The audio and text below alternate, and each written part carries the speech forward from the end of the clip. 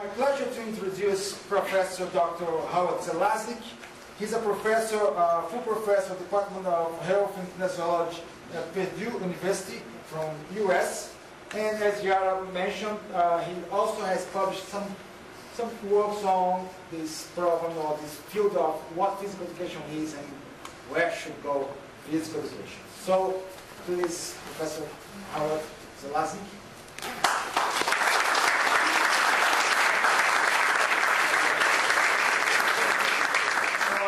Explain that you have about 1 hour to speak, and then we have 1 hour to inquire you about everything.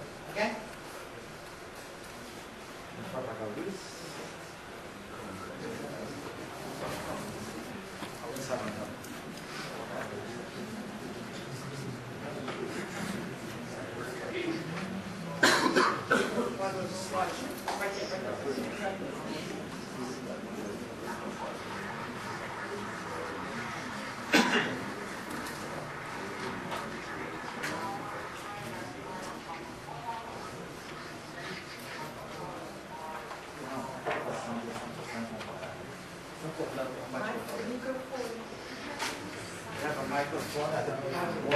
No, he doesn't need a microphone, okay?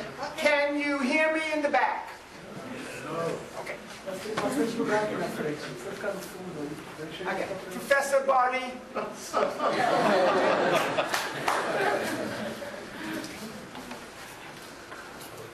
One, it's a pleasure to be here. This is my first time in your country. It is a beautiful country. I've loved the food. Everyone has been just so nice and wonderful that I'm a little sad I have to go back on Saturday and to teach my students. So maybe next time when I visit I'll be able to stay longer.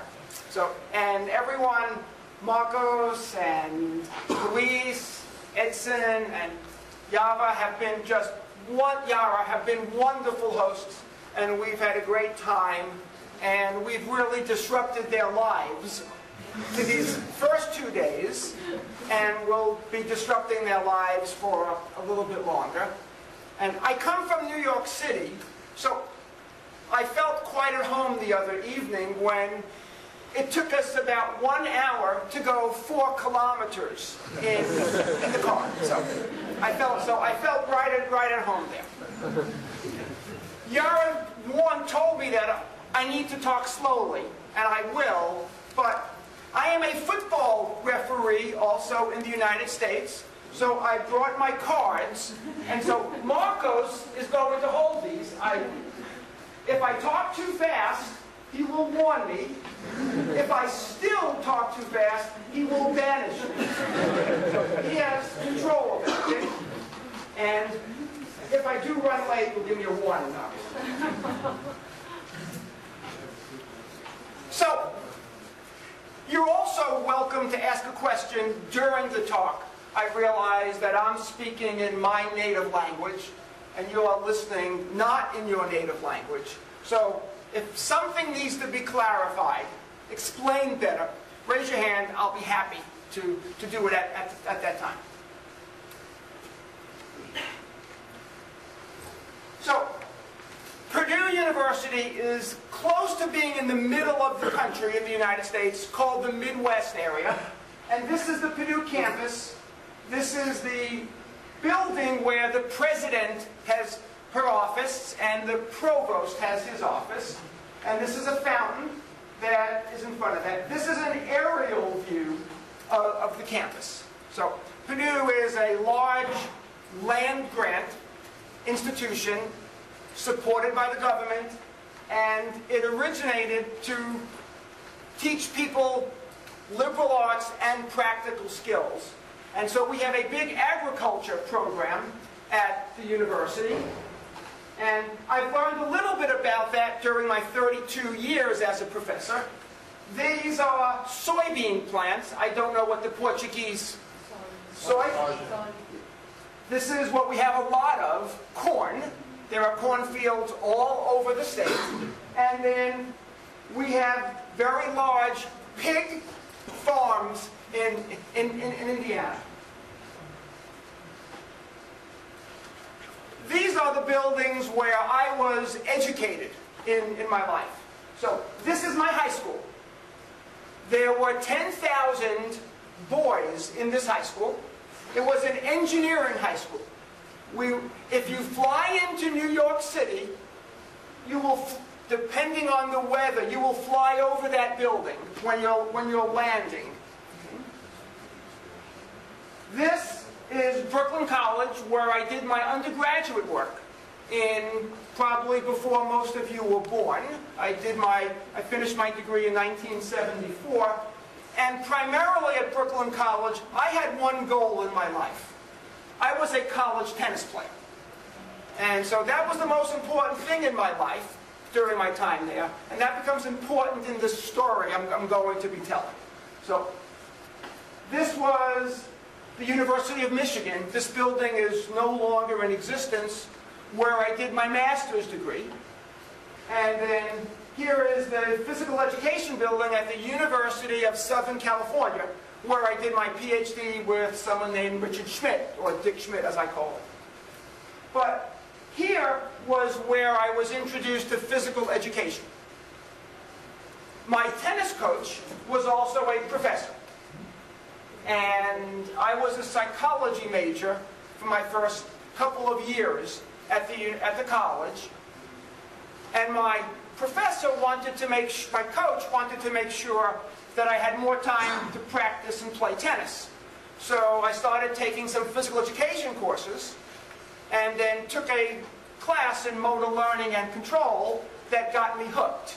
And that's what got me into graduate school. So it was really my athletics or sports career that was my entry actually into science. Okay, so what am I going to try to do today? I really have two goals.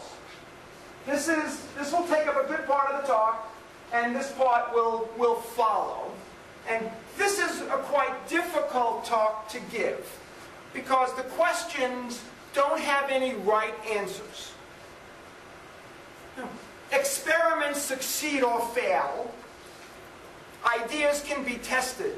But we've been asked to talk about the nature of physical education, or what we call in the United States, kinesiology.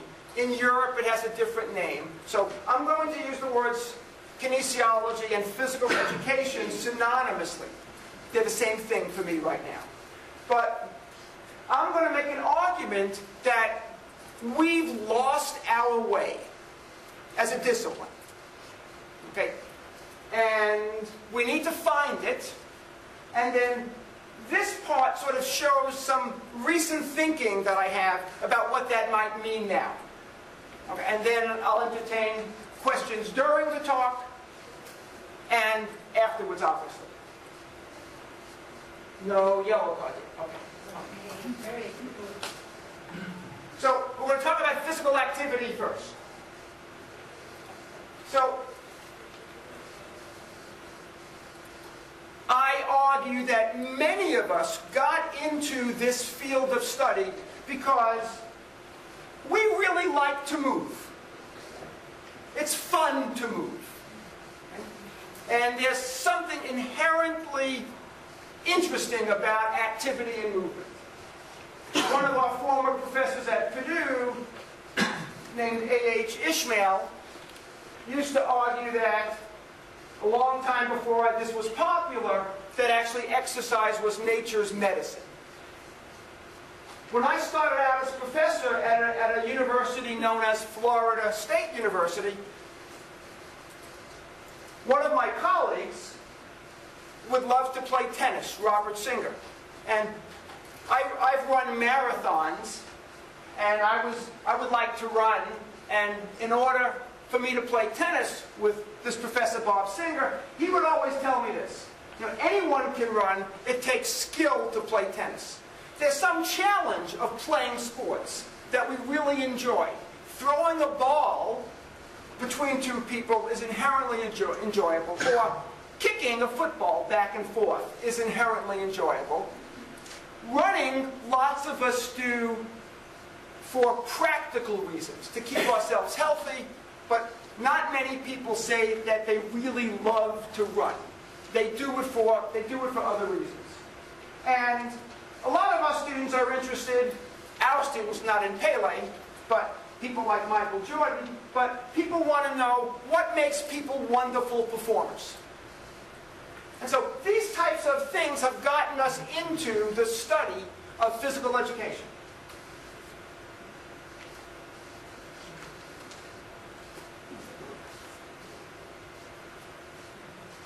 So activity was the attractor that brought us in. And many of us still sustain that. Many people in many fields, but particularly in physical education, they maintain this love of activity and they do it. But what's happened recently? We've seen physical education as a means to an end rather than as a means in and of itself. And I'm going to argue that we need to go back to that it's a means in and of itself. Not that it's good for something else, but it's good for what it is. So, in the United States, we have lots of people showing diabetes due to obesity. We have poor cardiovascular health. Elderly people are losing functional strength. So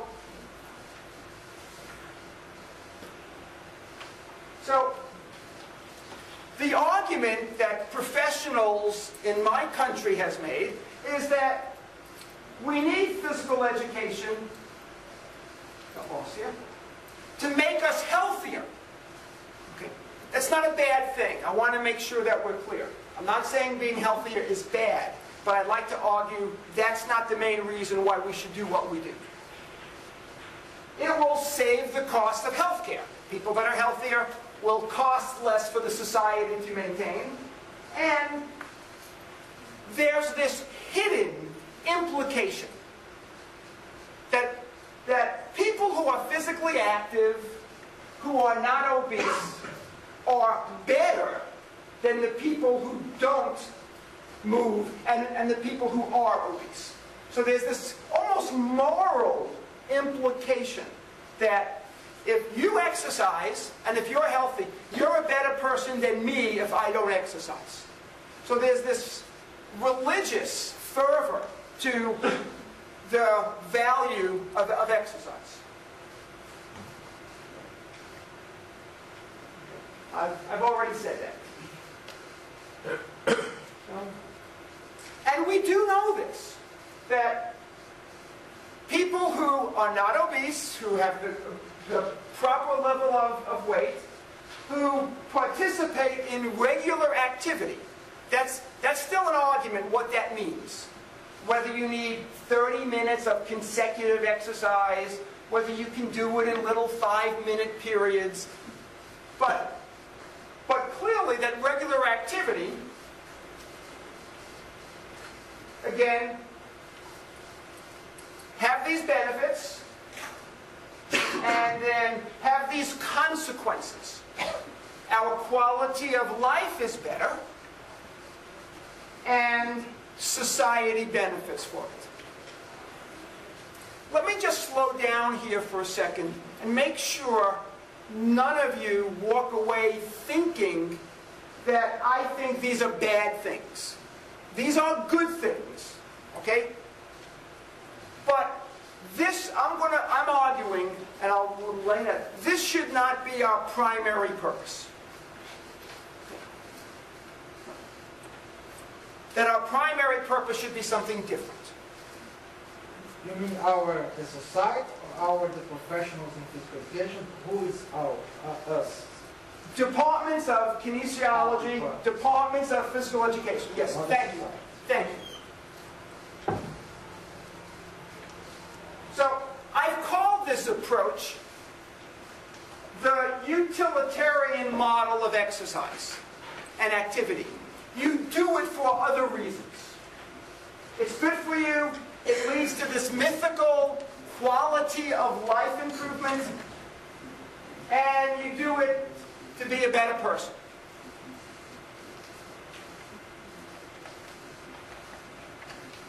And another way to look at this is that, going back to that quote earlier on from Professor Ishmael, is that one can think of activity and exercise, I'm too close to the camera, sorry. One can think of activity and exercise as a prescription that a doctor would write for you. And many doctors will prescribe that after a heart attack or something like that.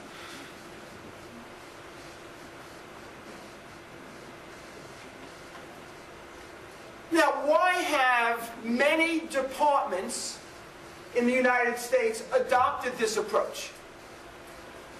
And my department is just like the others, okay? So we're not unique. There's a good reason.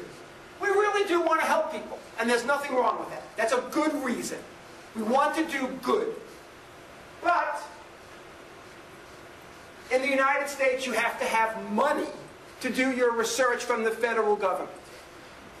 And the majority of the money from our federal government in the United States is for health reasons.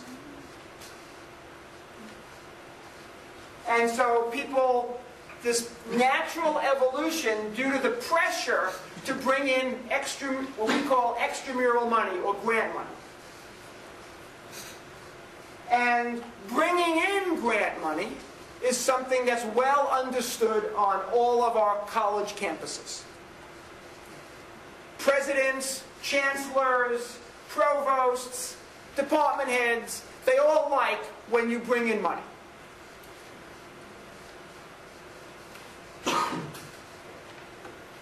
And this has really helped us out at our university campuses. Our departments have increased visibility. Why? Because we can talk about our grants. And that gives us academic credibility. And a very important thing, it allows us to fund graduate students. And that's really important. Okay? So it does good stuff. And I'm not arguing against that. But I think we can do that and still return to some different focus. Okay. So, one of the most famous physical education professors in the United States is someone named Franklin Henry, who wrote a very influential paper in 1962 and argued that physical education should become an academic discipline. What many people forget about that paper is Henry argued for an applied academic discipline. Not a basic science, but an applied science. Okay? And we've forgotten that little word in that paper, but it's right in there. And that our academic discipline has to be tied to our undergraduate curriculum. We all know what undergraduate means compared to graduate students? It's a common word in here? Okay.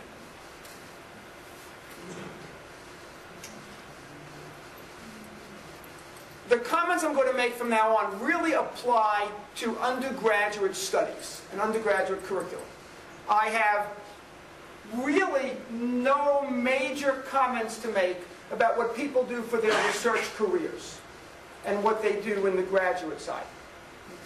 But this argument pertains to what we do with our undergraduate students.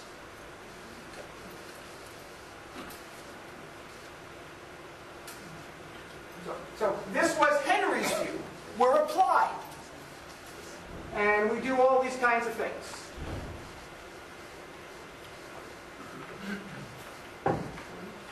And this is what we do on the research level. You're all familiar with these things. So people that are in motor control might call themselves dynamical theorists or cognitive psychologists. Or they call themselves neuroscientists. And so forth.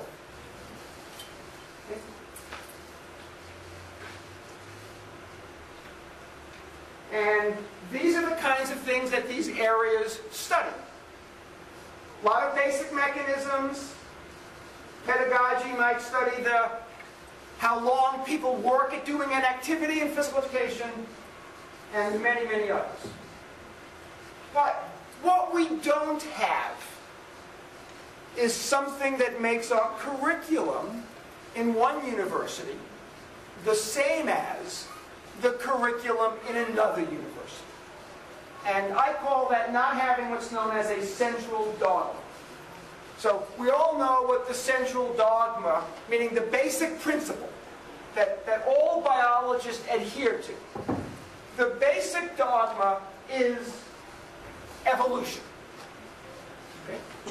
Going back to Charles Darwin. That drives all of biology. Every single student knows about evolution if they're a student of biology.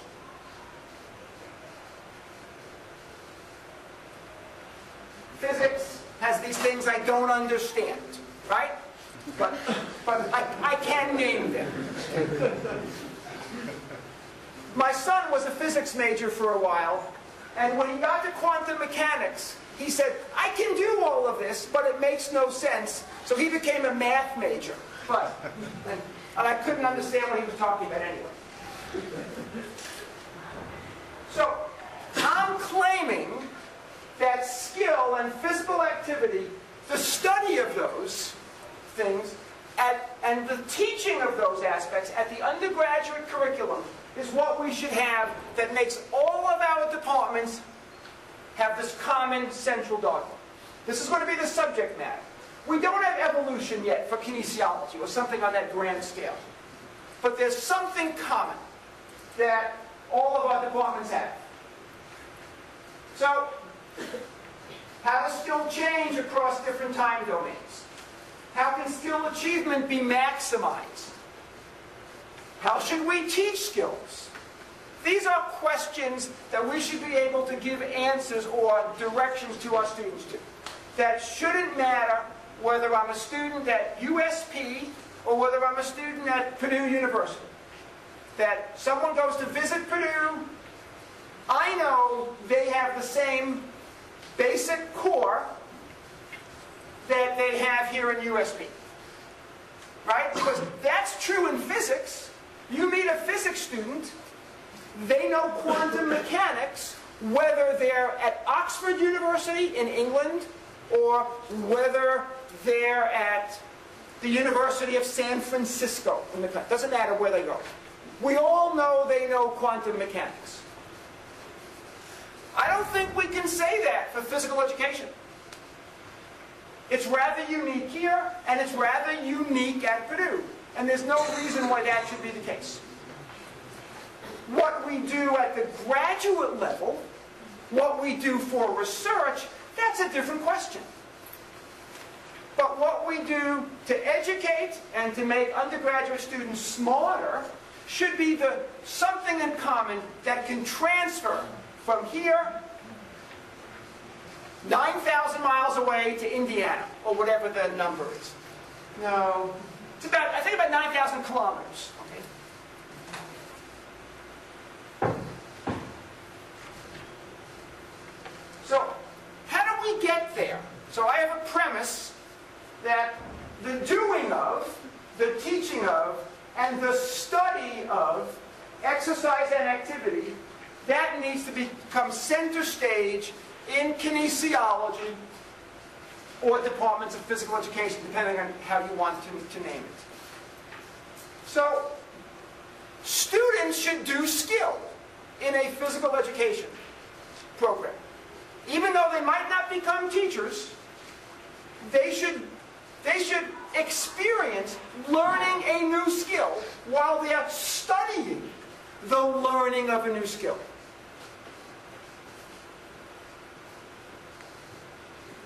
They need to understand the adaptations to exercise. So maybe a group of students will take a course in marathon running and then study themselves as part of the course content. So they can relate what's happening to them in terms of their movement to what they're learning about relative to theory.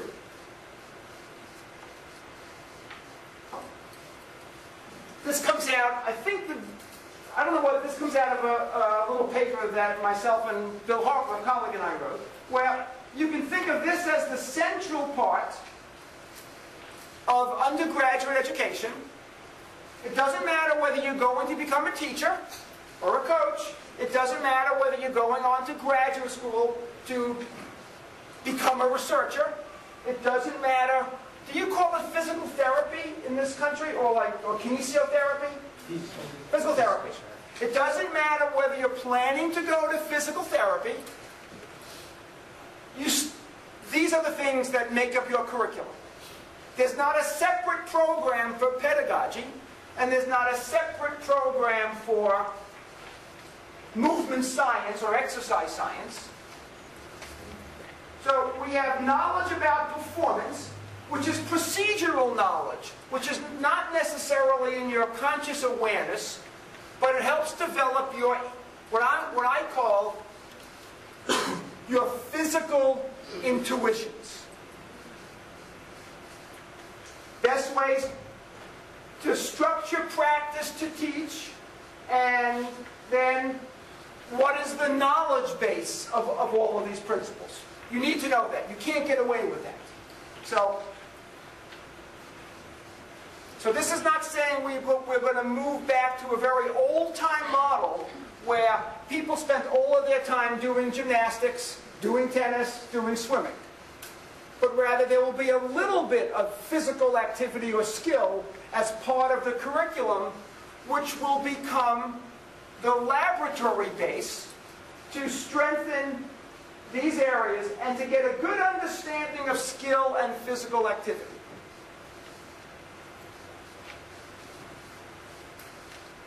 Okay, let me stop here, and I'm going to explain why I think this is important, and how I think it will work.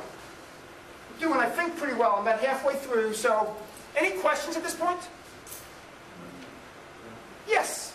You said at the beginning of your presentation that we have to find our way, right? Yes. Let's suppose we don't. What is your prediction? Oh, that's a great question. I was going to get there at the end. But what is happening in the United States is that departments that used to be kinesiology or phys ed are no longer in existence. Because you don't have to be in kinesiology to be a neuroscientist. Right? There's nothing special about being a neuroscientist in kinesiology. Many exercise physiologists are in physiology departments now, doing wonderful work. Don't get me wrong. They don't need, but they're not really, I'm arguing, they don't need to be in kinesiology. You're saying we're going to disappear. We can. That is, yeah. Not disappear. We'll be different. We won't be kinesiology anymore. And that's what I'm arguing. Then thank you for the question. I'm almost 60 years old. It doesn't matter to me, right? But people who are in their 20s, 30s, and 40s will not, their departments still might train teachers, as a matter of fact. But every one of the faculty will think of themselves as something else.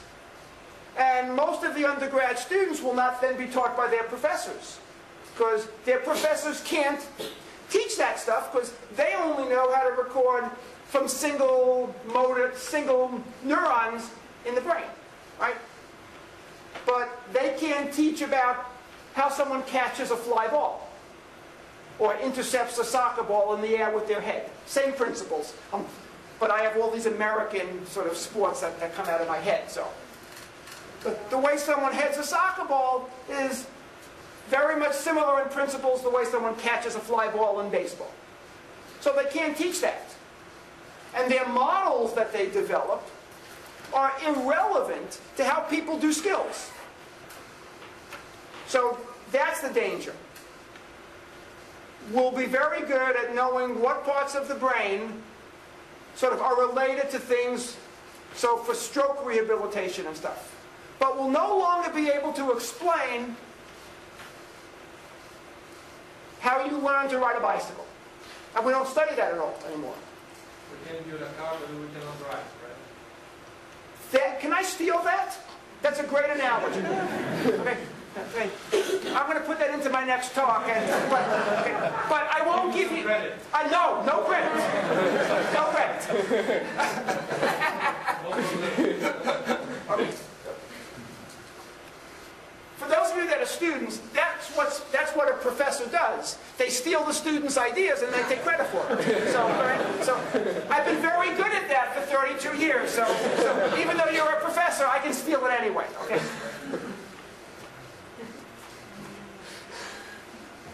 So I'm not a philosopher. I want to make sure that we're clear about that. I don't study philosophy. But I've done some reading lately in this area, and I think it says something important for what we should do now in terms of our research if we really want to be movement scientists in a broad sense, okay? So, I'm stealing these arguments from someone named Alva No, which you'll see his name later, in which when I hit a tennis ball, and I hit the tennis ball pretty well still, the skill of hitting the tennis ball doesn't live only in my head. It lives with the ball also. It lives with my opponent. That's where, to steal someone else's words, that's where the action is taking place. So just by studying what's in my head, whatever that means, is not going to let us understand what any of us does when we're really successful at these types of skills. Nor, of course, does it live here. It lives with us and in our environment. Another way to think about that is there's no boundary between my brain and my environment. Okay, so my skill doesn't end, again to steal Alva No's words, my skill does not end at my skull. Okay? And this comes from two books that I've read, and by Alva No, I don't know how to pronounce it. One is called Why You Are Not Your Brain, and it's a longer title. And then the other one is called Action and Perception. He's a psychologist philosopher who's at the University of California at Berkeley and has published extensively actually in visual perception with a psychologist named Regan. Okay. And why this is important is because this goes back to really the traditions of studying movement, whether you're in kinesiology or whether you're in psychology, where Woodworth, a long, long time ago, argued that the brain primarily is involved in our actions. And therefore, the study of movement is a noble thing to do because it's a window into what the mind or the brain is trying to do, in addition to working with the environment. And this is a quote that sort of comes from Woodworth. So, how do we study movement? There are really two approaches, and I'm going to take some great liberties here in oversimplifying. But one way is what is known as the information processing account, which probably many students are familiar with, and most of the faculty are, obviously, in which you have a stimulus in the environment. It could be a ball flying through the air, or it could be a ball that's with a bunch of dimples on it, sort of sitting, on the grass. And we have to take that stimulus, which is not written in a motor language, and make it motor. That's what information processing means. So we're going to convert visual energy into motor energy, so to speak. And that's how we do it. And that's why it's called information processing. The perceptual language of the stimulus gets converted somehow into a muscle language. And this tradition has taken us very far, no questions asked. And the highlight of this approach really goes back to Steve Keel, who proposed that what we have inside of our head are little, no, maybe they're big, but little sets of instructions that control our muscles. So the stimulus information just serves as a trigger. Oh, this is what it is. I better use this program, and then the movement comes out. So this is the definition back to Steve Keel in 1968 of the motor program. See, I do give credit, so. Okay. I'm not as bad as I think, as I make myself out. But the motor control doesn't, the motor program and how we think about movement doesn't live inside of us. And there's a couple of nice examples of this. Are you familiar with the rubber hand illusion? Some of you are. It's, imagine now, your hands are hidden from view. They're below a table. And so your right hand, let's say, is over here. You don't see it. But what you do see is a hand that's not yours. It's a model. It's called the rubber hand. And an experimenter or an equipment is tapping your hand that you don't see, but you see this make-believe hand. Now, it's obviously a well-done make-believe hand, so what does the person perceive? That that's their hand. I'm sorry? Pull it up. Just to pull it up. No, they experience that that's their hand out there now. They think. Yeah, So where their hand is has kind of moved out of their body. A very similar phenomena is a phantom limbs, which I'm not going to talk about. But if all of our motor control lived in our heads only, that kind of illusion should never happen. One of my colleagues at Purdue named Jessica Witt has done some wonderful work examining how people perceive the objects of their actions. It turns out, if you do a good job hitting a baseball or playing golf on a particular day, you see the baseball as larger, in the baseball case. You see the cup as larger in the golf case. If I'm asked to estimate where Benoit is, and I'm not holding a big stick, I'll estimate Benoit as being farther away than if I'm holding a stick that can reach him. Why? Because Benoit is actually closer to me when the extension of my arm is in my hand. So what we perceive is clearly part of what our potentials for actions are. So these kinds of effects really argue against all of skill, or the motor program, being sort of inside of our head. And this is very similar to a very influential paper by Carl Newell, 25 years ago, in which someone's motor control capabilities just don't depend on the person. So, what does the task require? What does the person have? Right? We're not ignoring the brain of the person. Right? And what the environment affords. So, many of you know the famous studies by Esther Thalin, where she takes an infant and puts them in water, not above their head, obviously, right? Okay. Puts them in water, and these babies that couldn't step on land can step in the water. Why? The babies are lighter in the water. So they don't have enough leg strength when they're in the air to move their limbs, but now their limbs are lighter, so they can walk. So the question is, can the baby step or not? The answer is, it depends. So, am I a good tennis player if I'm playing Rafa Nadal? No.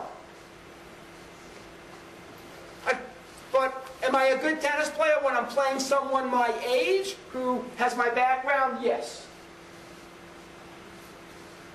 So I wouldn't return one serve of Rafael Nadal's. You wouldn't. So we could not see sort of my tennis skill if the task is too hard for me. So the answer is always, according to Carl Newell, is that it depends. So can the brain do this? That's not a good question. The question is, we have to think of those three things to know whether a behavior will be observed.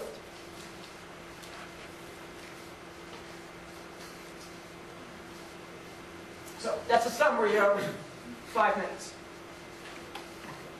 So what does this mean for how we study things? Let's go back to an old distinction of open versus closed skills. Open skills are when the environment is unpredictable and moving. Hitting balls, avoiding opponents are all these kinds of open skills. Closed skills is when the environment is not moving, like golf is a closed skill. Schmidt, my former mentor, viewed open skills is a closed skill, and you just need to know when you have to do it. So it's a prepackaged skill in which you have a trigger that says do it. Gentile, who was also one of my professors, she was my undergraduate professor, argued that the open skill means you have to adjust to the environment all the time. You can't use something like a motor program. You have to tailor each movement to what the environment was telling you to do.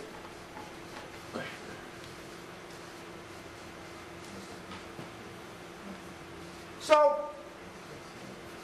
if you're studying closed skills, which we do in our laboratories a lot, we might not be learning much about how skills are performed in the open environment. This example is a little more abstract, but if you read your textbooks, they'll tell us when people get better at skill, they become more accurate and more precise. Precision means variability. However, highly skilled performers need to have more variability. But we never study those processes up until recently.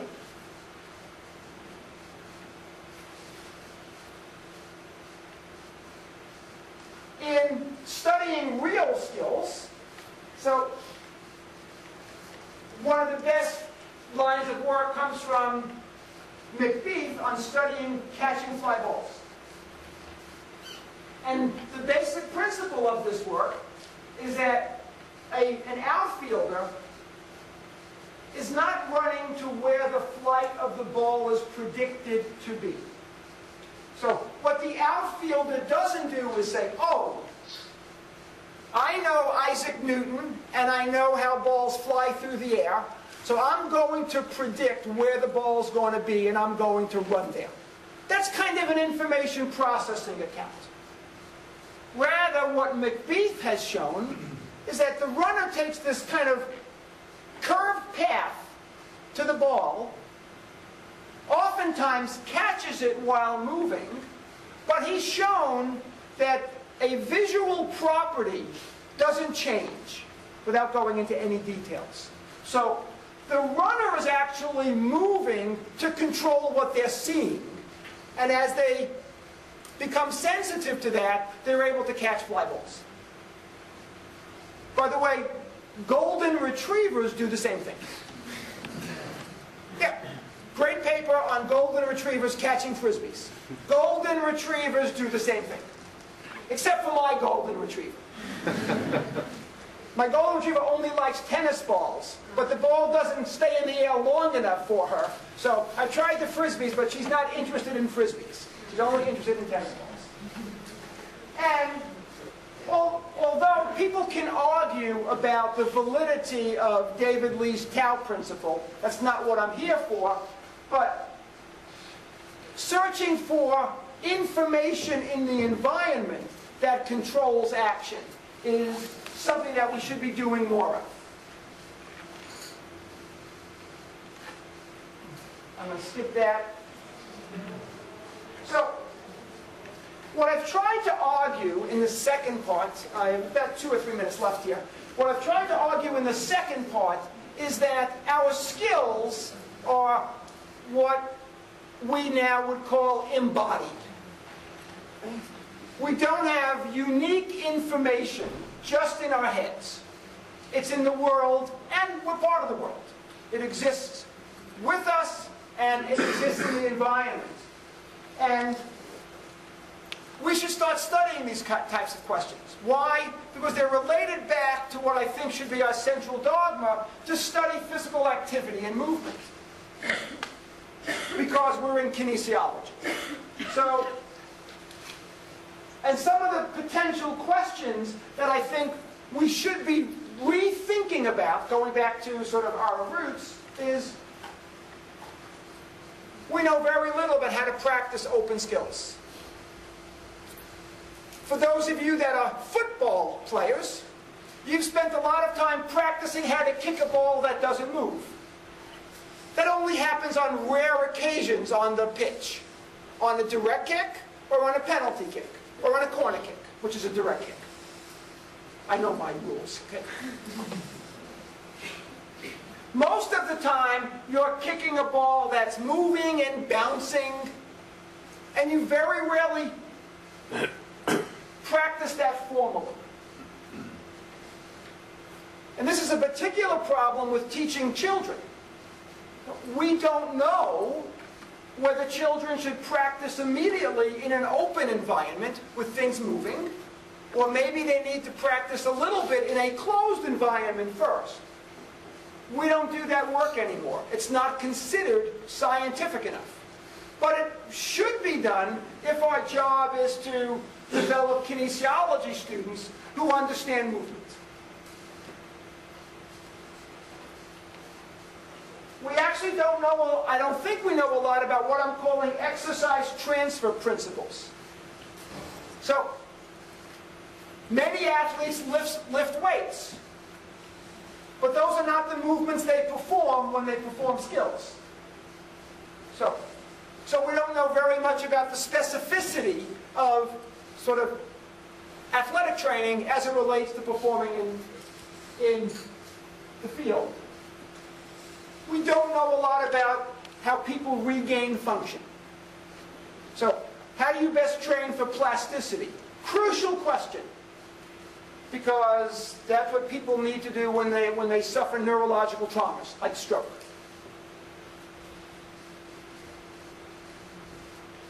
So, I don't want people to think I'm arguing against doing good science.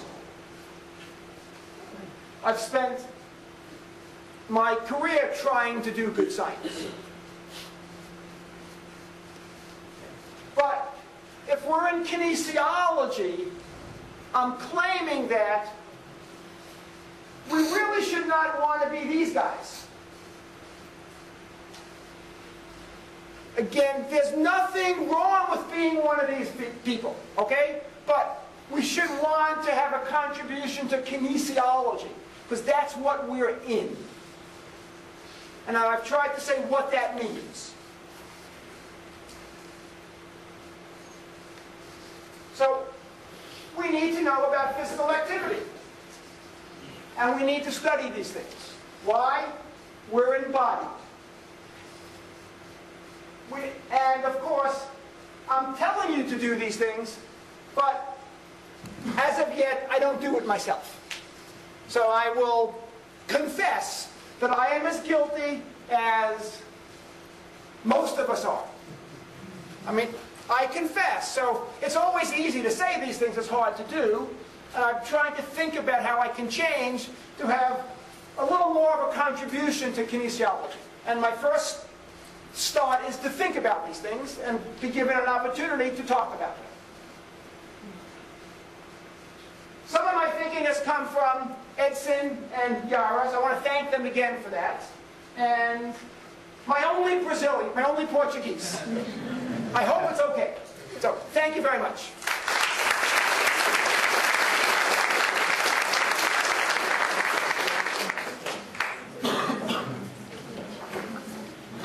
Bom, nós estamos abertos a perguntas. As perguntas podem ser formuladas de qualquer maneira. Parece que a gente tem alguém de vocês para ajudar nisso, é isso?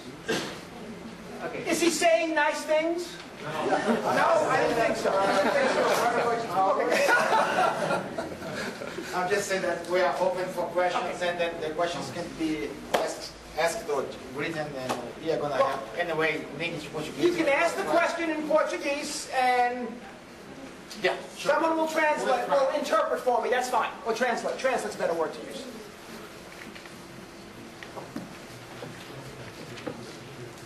Hi. Thank you. I will try to talk, but if I have some difficulty, I will ask for help. My name is Bruno. I am from Rio Claro, close to here, and there is some time that I have a difficulty about the identity of the physical education, and I have this concern my think about how can we know to get a good identity for that. And after you talk, I maintain this question on my mind. Well, we heard about the environment and the good, how it is important for us, and I'm concerned how can we so important to a person, to a girl, a boy, to teach her and on the environment of the school, and how can we change the activities on the physical education class, and how can we so different from that activities that they practice on their house, on their place, on their and so other places that are not the school. How can we so better than the activities that they practice on not school class? So there was a lot to that question, and let me... No, Bruno, no. Let me try to answer the latter part. We have to make the act of movement fun again. I mean, you watch little kids, they very rarely stay in one place. They explore their world. They gather information. As they get older, I think we take that fun out of them, where they have to exercise. Again, not a bad word, but then lots of times they're not exercising because it's fun or because it's intrinsically valuable, but they're practicing for some other reason. So in the United States, by the time children are little, they're organized. They're on teams. They go to lessons, and they don't play. So I think one of the things that we need to do in physical education is to somehow reintroduce the idea of play into what teachers do with their students, and sort of in the classroom or the gymnasium, so they can then do that on their own. But too often they think of physical education like we think of doing math. We do our homework, and we don't do math anymore. Right? But we want to make it more, I think, more fun, but I don't have any real good answers on that. And about one's identity, that's a very, very difficult question. But I do know one thing that's happened, and it's happened at Purdue and at many other American universities.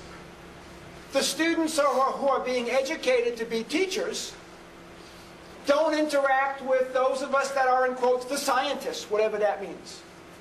So we have a separate curricula for sort of the science people from the teaching people. And that's not a good thing to do. I've argued that. It's not a good thing to do. So we need to sort of bring them back together a little bit. And maybe a lot, which won't happen, in my academic lifetime.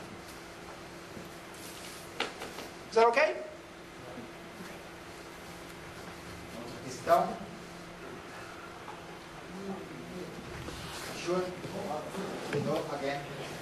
I had this very smart professor during my graduate school. He's right here, I guess. Professor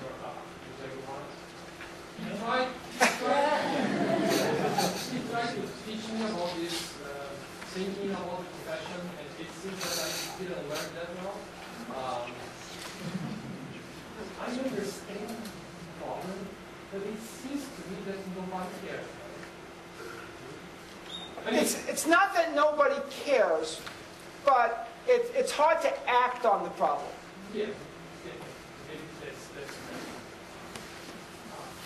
and what I mean that I didn't learn that well. Sometimes I try to think about it, and it seems to me that I don't, because it looks that the worst of the problem is, well, maybe the profession is going to disappear, or the profession needs to change the name, and that's it.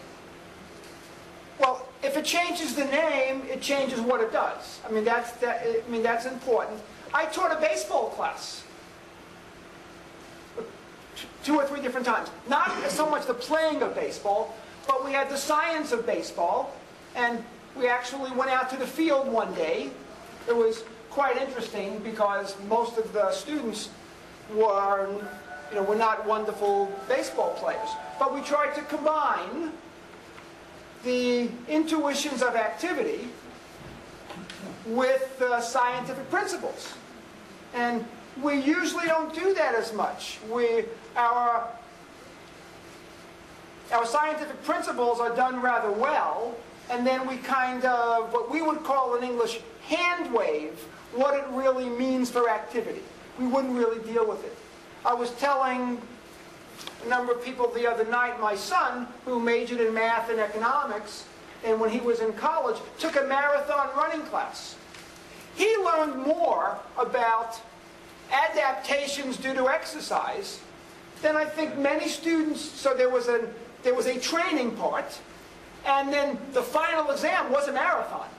They had to run a marathon. So they just didn't sort of make believe. They had to run a marathon in that class. But all of a sudden, my son is talking to me about exercise physiology. And he has a really good understanding of what it means. Now, he doesn't know the Krebs cycle, for those of you that are exercise physiologists. But maybe to be a good teacher or coach, you don't need to spend 3 weeks memorizing the Krebs cycle. I know that's sacrilegious, but I don't know if that's the case or not. But he knows a lot about exercise from this experience with classroom work. We should do more of that. I make my students learn a new motor skill in my motor learning class. So 1 year it was 3-ball juggling. 1 year I made them learn a skill with being blindfolded to make it harder. And we plotted their performance, we talked about it, it became part of the curriculum. So we can do little things, and that's the way to start. Well, let's suppose your son decides to be a marathon coach, right? Because he has some tools. Then he should know more science. No questions asked. Yeah, no questions asked. No questions asked. Yeah.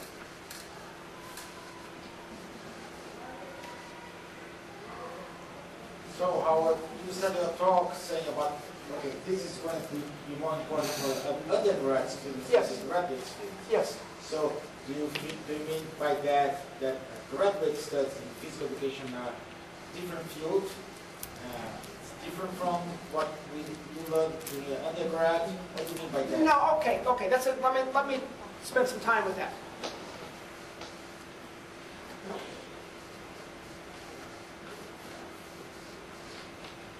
So, we have a professor on the campus of Purdue who's involved with studying comets. Okay, kind of a strange example, but just give me a little freedom here. Who studies comets. So they shoot rockets that take 10 years to get to the comet. The rocket intercepts the comet, then is sending back data. Highly specialized. But you know what? He can teach basic physics. So we need to be able to do both. That our graduate students who go on to be professors should be able to teach in the undergraduate curriculum a number of classes, but then they have their research specialty, which has their own grad students. But my grad students are guilty of this also. Again, I'm not innocent here. My graduate students know nothing about exercise physiology. And they know nothing about these more general issues in movement. So when they get hired, there's not much for them to teach in a lot of the curriculum because they're highly specialized. So in one sense, it's independent, what you do for your research, but it really should tie in some ways to kinesiology. And we don't do a good job of that. So your point is that the graduate studies is not on physical education, it's more on science behind physical education. Yeah. I think if I understood you correctly. And by the way, it seems that here in Brazil we are more optimistic. We call undergraduates graduates. Okay. And graduates in Postgraduates. Oh, okay. We are more optimistic. At Purdue, only 60% of our undergraduates graduate in 6 years. So it's not, it's a terrible number. 60. 60. Yeah. The number here at USP or at physical education, do you know? Okay. It's between 0 and 100. Okay. So you started your talk saying that you don't think the utilitarian view of physical education is a good view that should have an end by itself. That's right. What's wrong being useful? For example, does medicine has an end by itself, or I didn't get that. Medicine is an applied science. Okay. And physical education is not.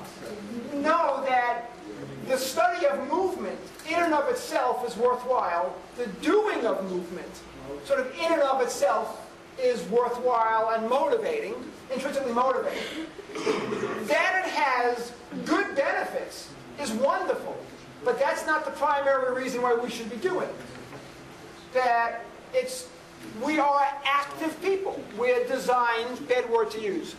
We are organisms that move. And the fact that we study and want to teach about what we like to do should be good enough in itself. The benefits are fine, but they're secondary. But we've made the benefits primary. That's what I'm trying to say. Okay. Any questions? Laura? Hello, I'm Alex. Alex? Okay. And I'm from Rio Claro too. And I have a question that I'm a physiotherapist, Okay. so I don't know if it's a good thing to say here. I hope it's a good thing. So it seems to our profession is clear about our goals of our your concerns that you put here for your professional physical education. So one goal that you put in your slide is understand how patient stroke, for example, how he gains a function back. So it seems so close to physical therapy. And do you think if physical education and physiotherapy work together, you can arrive Yes, yes. faster about your concerns? Or because, for example, Yes. here in Brazil have a little fight. I don't know if it's fight the word, but about the Pilates or laboral gymnastic, you know? Okay, you know Pilates? Pilates, yes. Pilates, okay. My wife does those. So who can apply this technique? You know, if the physical educator or physiotherapist. You know, here have In the United States, there's no licensing for the teaching of Pilates. You just have to look right to do it. yes. And I don't think maybe you can discuss about that. If US is a good model of saying what a physical education Right. professional should be, because I could be there teaching soccer, yes, to little kids, Yes. despite being physicist, what would be very dangerous. But the US is okay. I mean, can you explain a little? Because here in Brazil, if you want to teach in a gymnasium or in a school, you need to have a physical education license. Yes. You need to That is graduate. true in the United States also. Yeah, to teach in the schools, you have to be... You mean high school? I know High a lot of schools, students, any grade, any grade. The coaches. I mean, I'm talking about coaches in baseball, in basketball. It seems I don't need to have. I don't. That depends on which province or what we would call state you live in. That's not something the federal government says anything about. Okay, so in the state of Indiana, where I live now, you can coach and not be a teacher. In the state of New York, where I grew up, you have to be a teacher to be a coach. I mean, you cannot be just a coach if you're not a licensed educator. So it depends. But getting back to your question, Alex, I think that there's a lot of commonality with physical therapy and with the teaching of motor skills. One, I'm going to try to say this so I'm not misinterpreted. You can think of someone who doesn't know how to play golf as having had a stroke, which has sort of taken away their golf capability, and now you're going to help them get it back. Now that doesn't really work in this strict sense, but the principles are not that much different perhaps than how you would teach someone who had a stroke. Neville Hogan has done some very wonderful work with people with a stroke that are kind of attached to a robotic trainer, which doesn't move their arm, but every now and then gives them a little push. That's what a parent does with their child. They don't grab them and not let them move, but they give them a little push just when they need it. So they let them make mistakes, but not a mistake that's going to be terrible. That's what good teachers do. People have to make errors as part of their learning. And the teacher tries to give them a little push, sometimes verbally, maybe a little, sometimes physically. So I don't see that it's fundamentally different, recovering skill versus learning a skill you never had. Now the neural machinery is different, but people can see when they're stimulated on their skin. So the neural machinery isn't necessarily specific. So I think the learning would be the same. If that is correct, or to some extent, then physical therapy and phys ed should be very close. And in fact, in Canada, it is very close. So in some countries it is. It's a nice question. Thank you. Bruno. I think that the solution over here is even to define a goal for the physical activity, for the physical education, is where can I work and for who can I work? Define that maybe give some direction to define the goal of the science. Yes. Yes, I don't have a good answer, but yes, I mean, and a number of students now are, instead of becoming teachers, are now trying to major in the United States in things such as fitness. So they become sort of personal trainers and fitness coaches, but they're not doing a lot with the learning of skills. Okay, but I think, but right now it's a much more open field in the United States, and we actually have a major in our department for people becoming, fitness trainers. They need to have a license of physical education. They get certified by a society, but it's not a license. So it's not licensed by the government, but they can claim they're certified. But not all personal trainers that work are certified.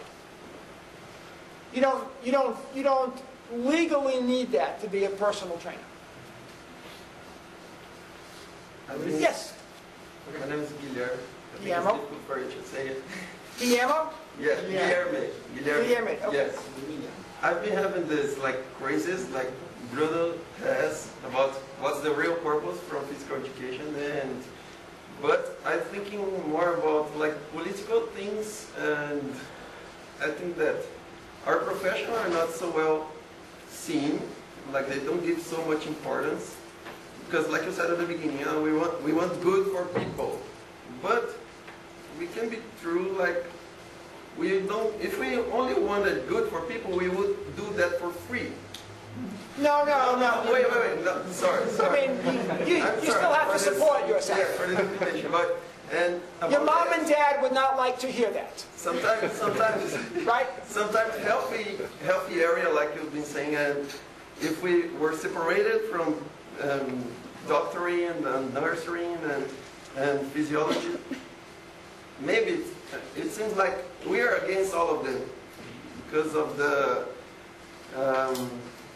buying. I try to call it long-term making money and short-term making money, way of making money, because it seems like doctoring, they need people to be armed or to be bad to go to the doctor. We don't want them to go to the doctor. We would want good things for people, and then it would I think that's why it says there's a fight between this and the dogma that you've been saying, that the curriculum changing. Well, there are so many questions in my head, so... Well, let me try to answer the first part, okay? All right. And... Oh, plenty of time. Okay. I want to say this so it doesn't... I've had a wonderful academic career, okay? I've published papers in wonderful journals. I've had lots of grant money. I still have grant money. So, that's fine. But I've also coached baseball when my kids were growing up. And I've coached football, your version of football. And now I sort of have the cards. And I referee. I leave the university at 2:30 in the afternoon to go referee a football game at a high school somewhere that I have to go drive to. A number of the kids that I coached in football or baseball, a number of them went to Purdue University. Okay? I had more influence on them than maybe I've had in all of my academic career. But the teaching of skills is a worthwhile thing to do. And you have to believe that, if that's what you want to do. And in fact, as a joke, I was the chair of the entire faculty. And the provost, who's the chief academic officer, who's a friend of mine, would jokingly call me a gym professor. I mean, not a scientist, not a kinesiology, but a gym, G-Y-M, a gym professor. I was very comfortable with that. And you have to be comfortable in your own skin. So I don't call myself a psychologist, although I'm on the editorial board of one of the biggest journals. I don't call myself a neuroscientist, although I have students that have done that. I say I'm in kinesiology. And someone says, I don't know what that is, said, I'm a gym professor. They immediately know, and it doesn't bother me. I'm comfortable with that. Now, when I was 25 years old, I wasn't. I'll be honest. 25 years old, I was a psychologist. I never said I was in phys ed. And I kind of regret that now, but the teaching of skills and the studying of skills is worthwhile. And you just have to believe it eventually. So your troubles, if you stay and you do a good job, will go away. Okay, that's not a good answer, but I believe that. Could I give one more? I'm not in charge. You're sure? I'd like to say that I'm very happy for having this conversation, and I'm sure many people are trying to study these things here in Brazil and a lot of places in the world. And that's what I'm thinking. Also, that you said about the dogma, I don't know if I understood really well, like curriculum differences and between colleges and if the difficult, I think in most, that people like you guys make your studies on US and we make ours here, sometimes they seem too much like each other. But the problem like doesn't have communication, or maybe people that study this kind of studies here in Brazil doesn't understand English well. And what's happening here? We are understanding, but maybe if it had translation, many more people would be able to integrate or to, and maybe I think that's the curriculum thinking that I see. Yeah, I am guilty. I'm giving a talk in English. I can't give a talk in Portuguese. Okay? I once tried to give a little talk in French and I quickly stopped. Right? And for reasons beyond my control, English has become a language of science.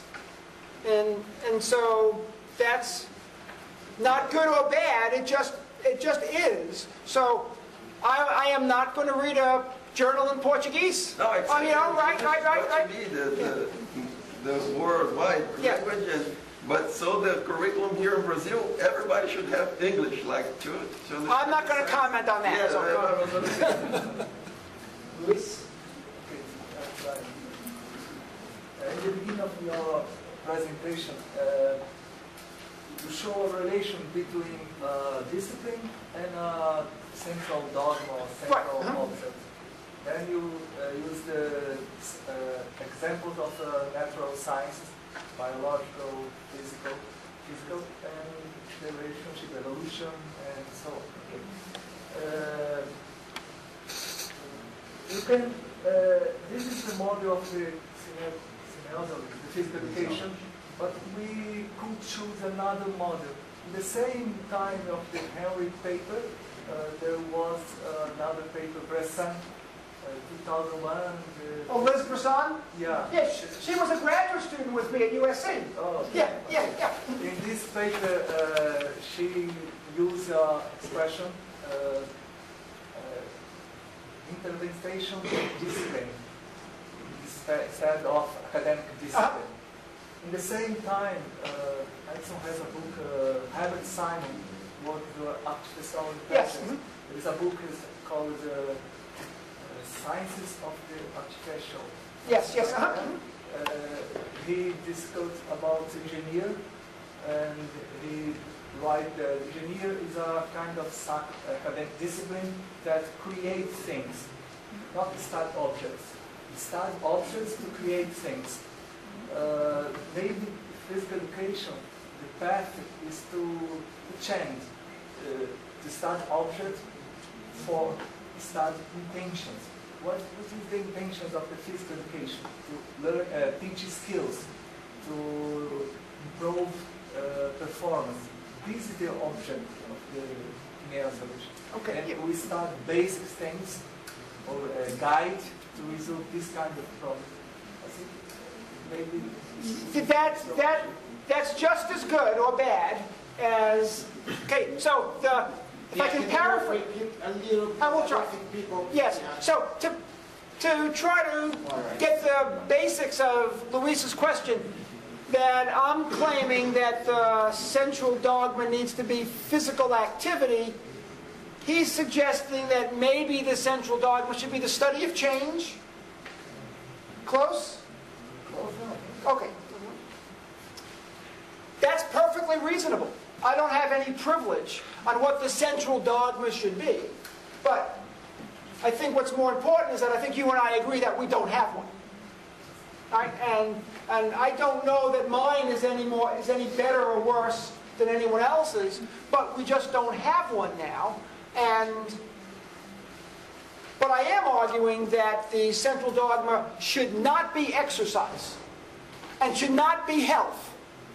That it should be something related to physical activity.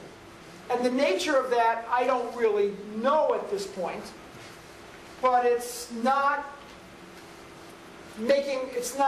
the application to make us healthy.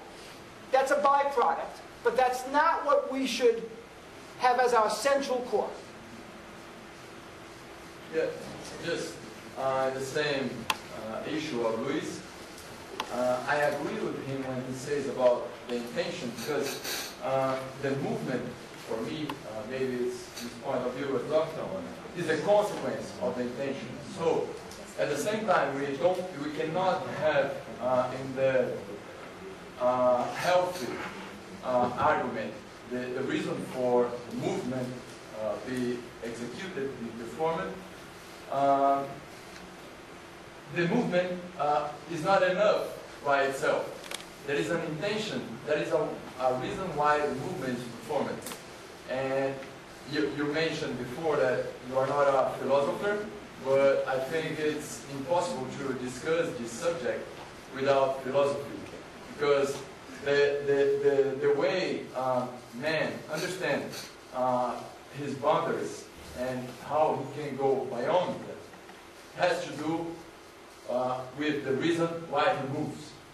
He moves to communicate, to integrate, to transform the environment, and also in the context of physical education and sports, when he moves, especially when he is against some other in a team, competing against another team, the other team or the opponent in general terms is the only reason why he can know more about himself and go beyond his boundaries.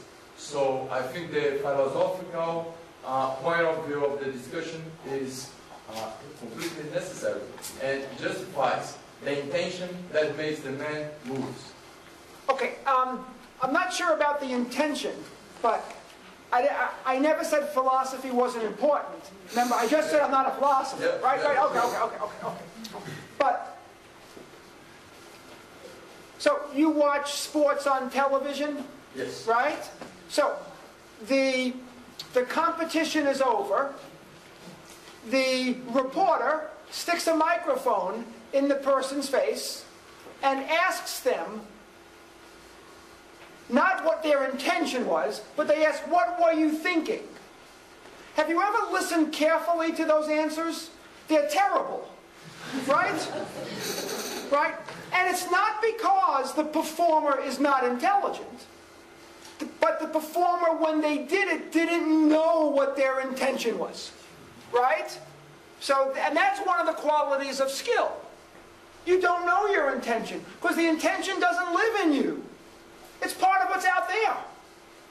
It emerges from what you have and what the environment has, and then someone says, what were you thinking about? And in the United States, know what they say? The Lord was with me. Right? Right? Which, of course, makes no sense, because the Lord is with everybody. But that's a different issue. But they don't sound very intelligent. We wanted to win more than the other team, or I knew how important it was. They don't tell you what they were doing. They can't. Now, when they watch themselves on film, they can make believe they knew what they were doing. But in the moment, there was I think there's no intention. Not in the sense that I think you used the word. Yeah, exactly. Right, Yeah. okay. Yeah. We need to define the... Yes, exactly right, exactly right. Thank you. Oh, thank you. As you all can tell, I do not have a good speaking voice, and it doesn't last very long.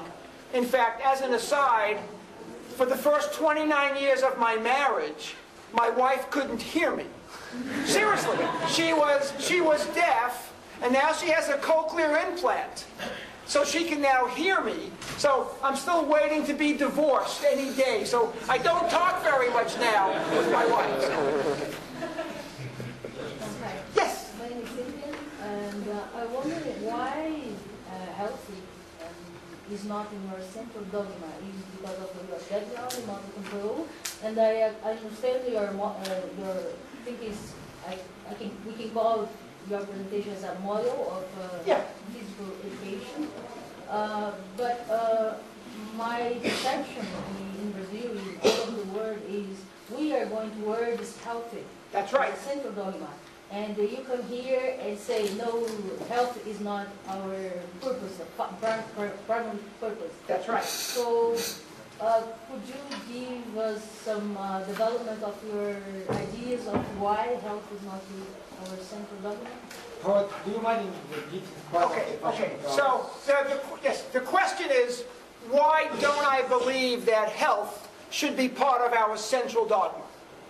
Now, before I answer the question, let's make sure I'm very pleased that we have a lot of scientists helping us understand how physical activity makes us healthy.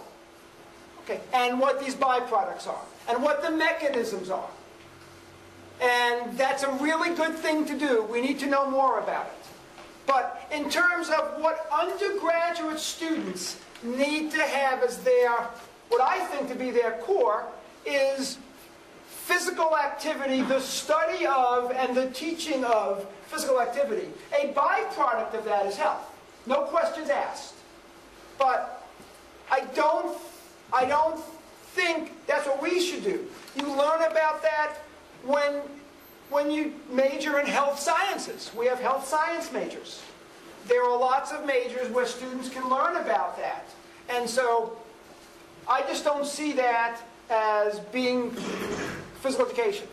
Not that it's something that is bad, but that it's not how I define the field. And it's not, again, I don't think I'm right or that I'm definitely right, but our goal shouldn't be, our primary goal shouldn't be to make people healthier. That's a byproduct of what we do. But it's not the direct purpose or intention of why we're doing it. So, you might be right. And in fact, you are right. Because most departments believe that. And that's what they do. And they believe that. I think it's like mathematicians not becoming mathematicians anymore. That's a strong statement to make, but so the fact that people don't have a lot of good math skills, right? At least in the United States. We're terrible at mathematics in the United States.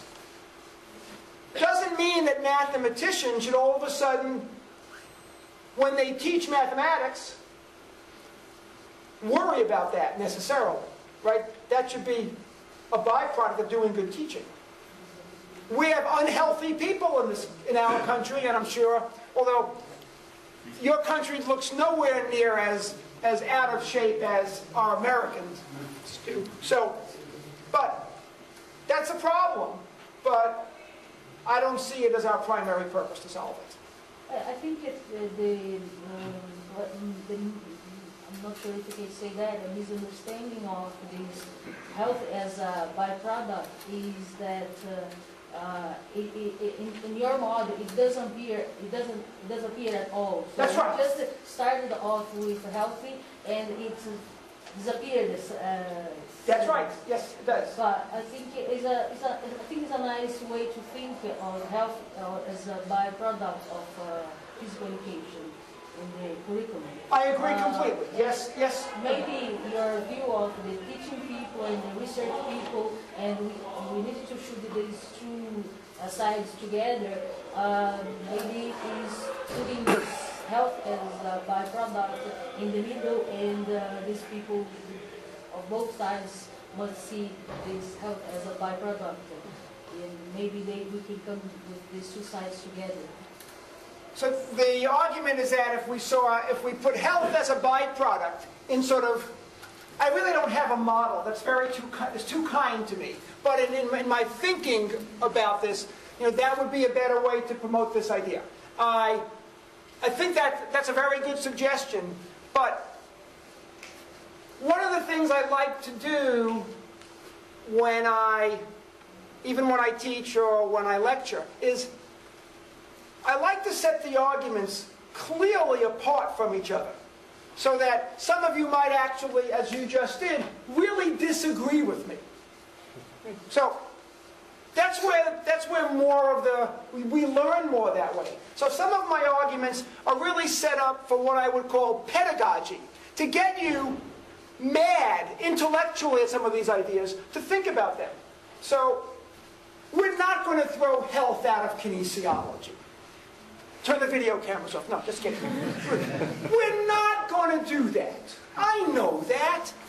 But if I want to get people to think about a different way to look at all this, I can't go in the middle of anything yet. So I have to be way out there. So in sort of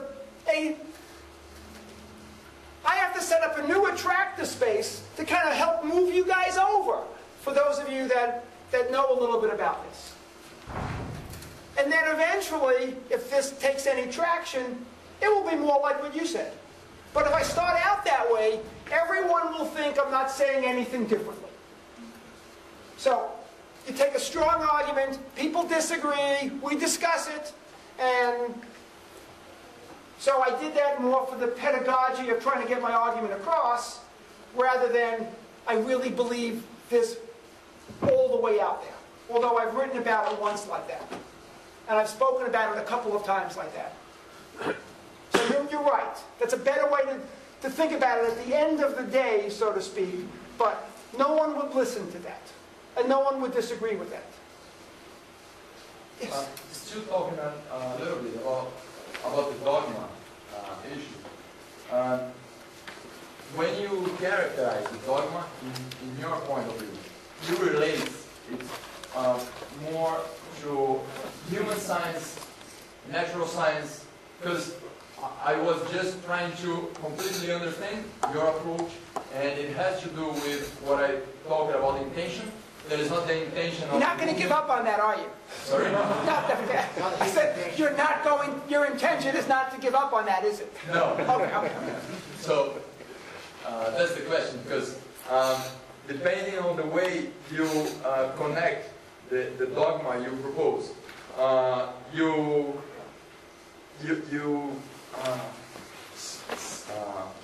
delimitate, Yes. Yes? You're right, yes. The argument. So I'd like to understand better the connection you do between the dogma you proposed to natural science and human science. I was not clear. So I'll try to explain better.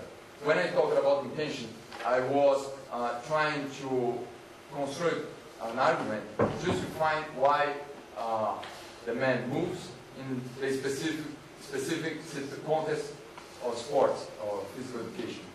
And for me, and it's nothing to do with the health problem of being or not in physical education. Okay, I think I understand that. But in my point of view, the primary justification for physical education and all related to that has a lot to do with human science. And I'd like to understand your view. Oh. I'd like to understand my view also. But maybe I'll ask you to understand. No, okay. So, I'm thinking. Wait.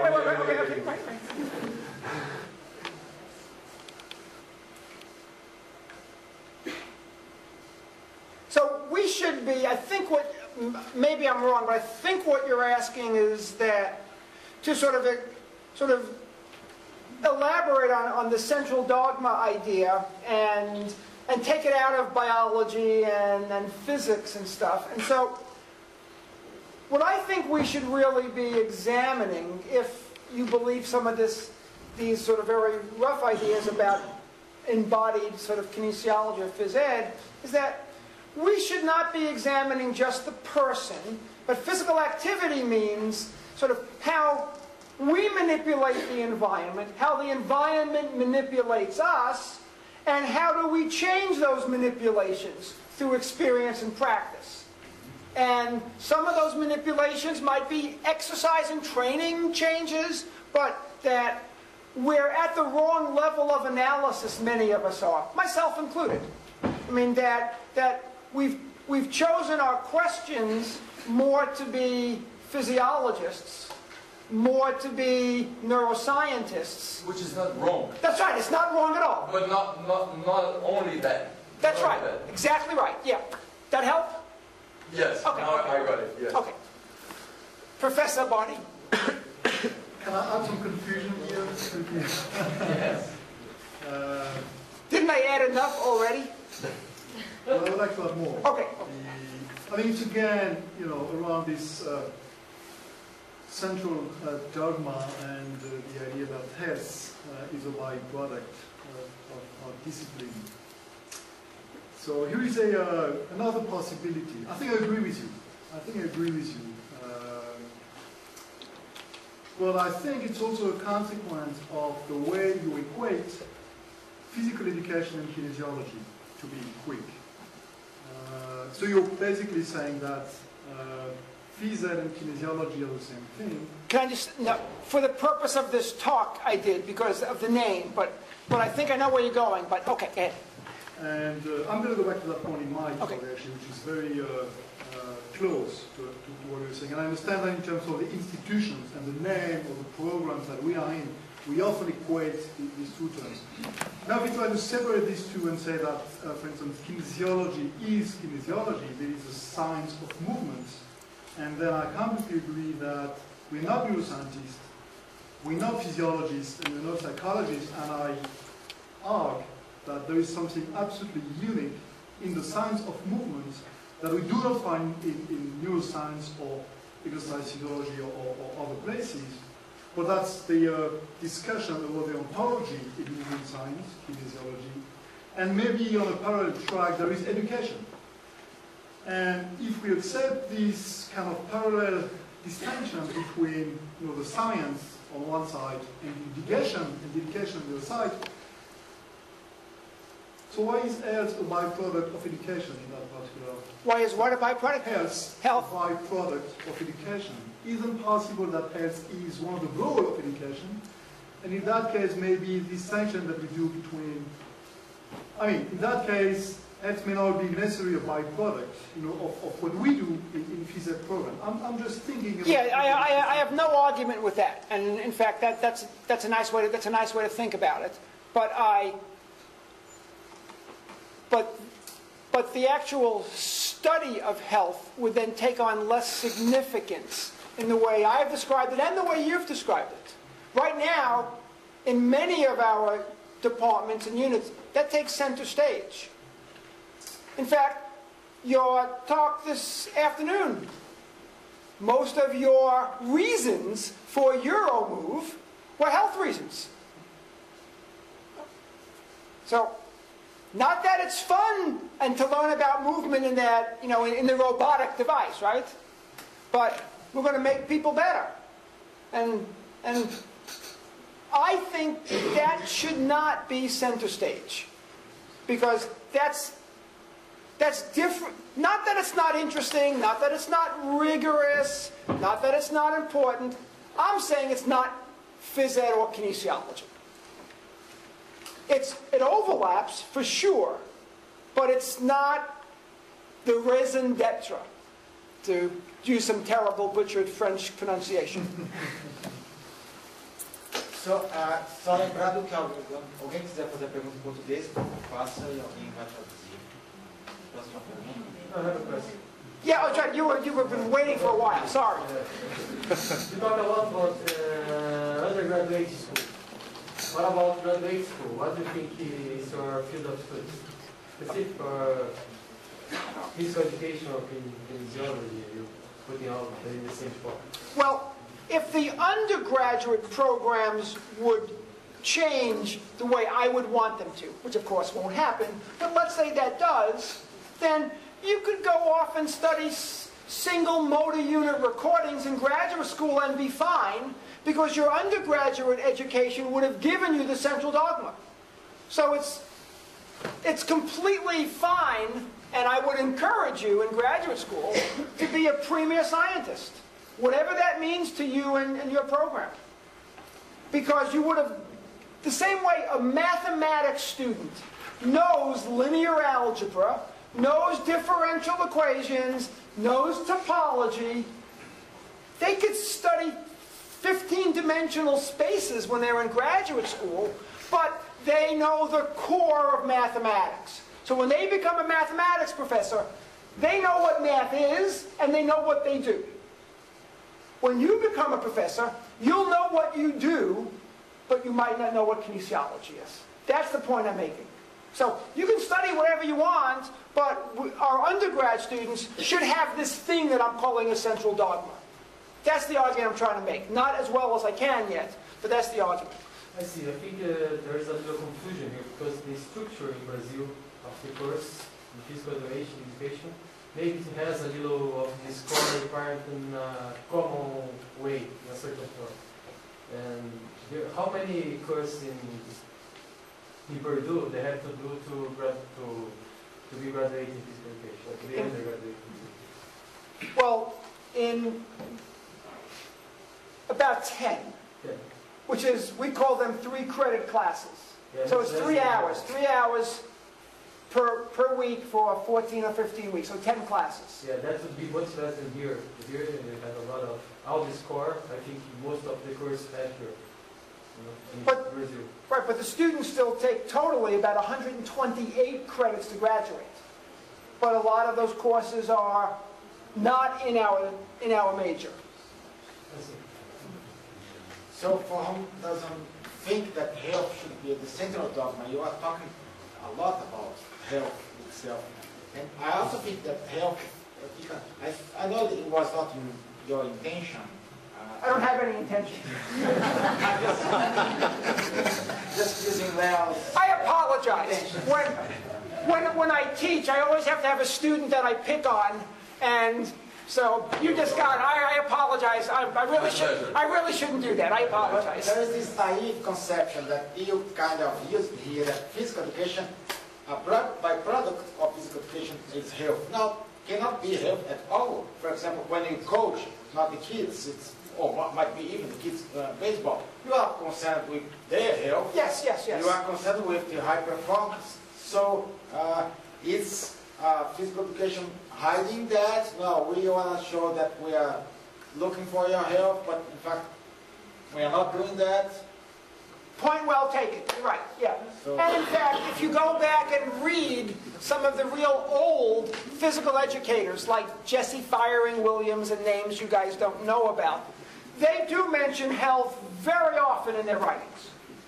And so, but it's become so prevalent now that, and it should be, but I'd like to sort of not have departments of basically applied health instead of kinesiology. So I want health to be there, but not the primary purpose, which our departments have become. In fact, some people argue that's what we should be doing, and forget about sort of teaching of skills and learning about skills, but that we should move to a health. Someone named Wojtek Hatzko-Zyko, who's in Illinois, has made this one of his major themes. And his department has become that. And so... Yeah, he's coming here on December. Oh, really? Okay. Just stress maybe that point again. There's going to be a huge conference on aging here. He's a big... Talking about that. In fact, Officially, I gave him his PhD. Okay, I'm going to... His advisor was Ishmael, who tragically died of pancreatic cancer before Wojtek finished. And so the last 5 months became his chair of his committee. So I really didn't give him his PhD, but the last 5 months I was there to finish him off. So, but tell him I said he doesn't know what he's talking about. Okay? And he'll laugh.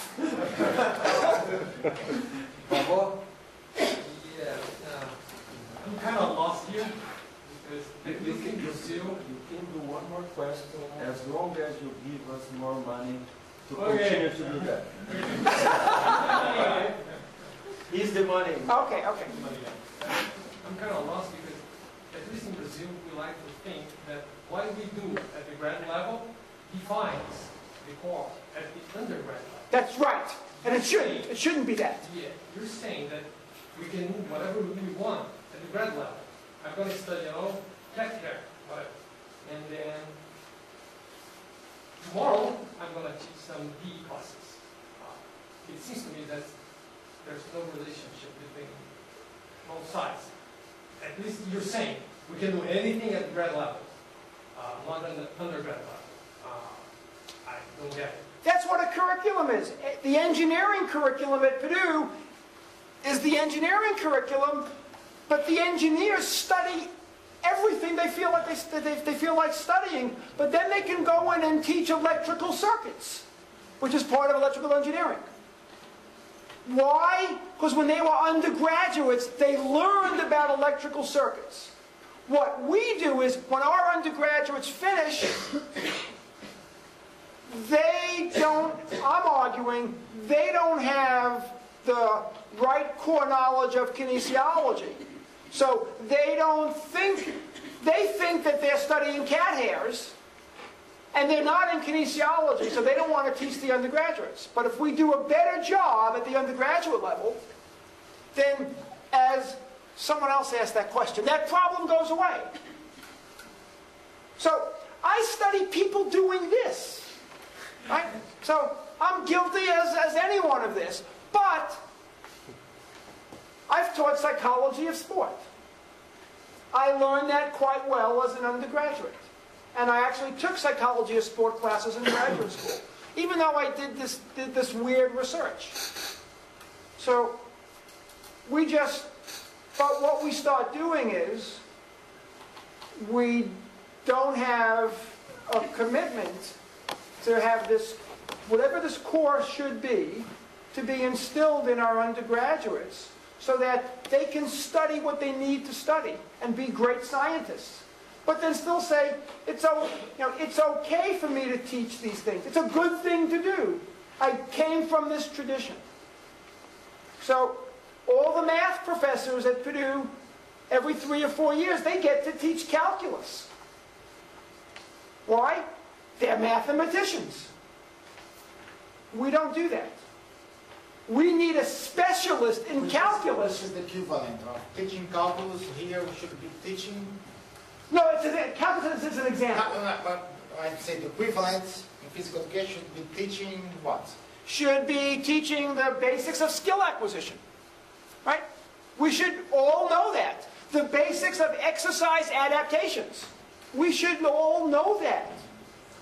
And so then it's less of a problem. Yeah. I'm sorry, but maybe that this can be interpreted by como que eu falo provocação? Provocação. Yeah.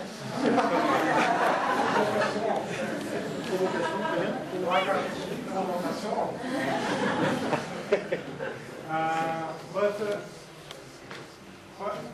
when you say that we will teach a skill, and some of I think is I need to teach a skill.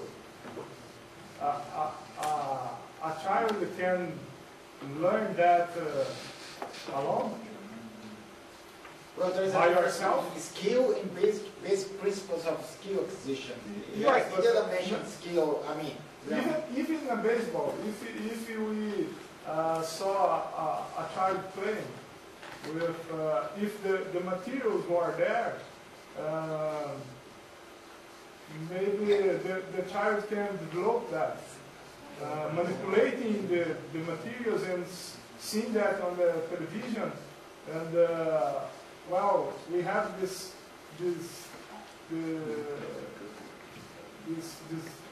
papel, this function to grow. Up here. Yeah.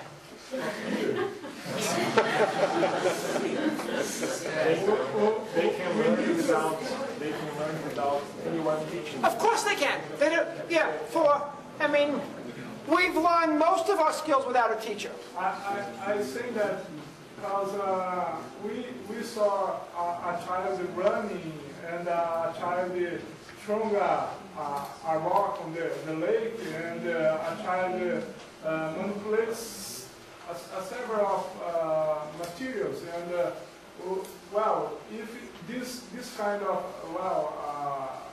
a baseball ball and other one, well, we need to teach them, or they can learn that by themselves. They can. Both are true. I mean, there's nothing at odds with that. That lots of skills we learn by ourselves, but at the same time, even though we've learned, it helps to have a teacher sometimes. So concert pianists still have their teachers. World-class golfers have their swing coaches.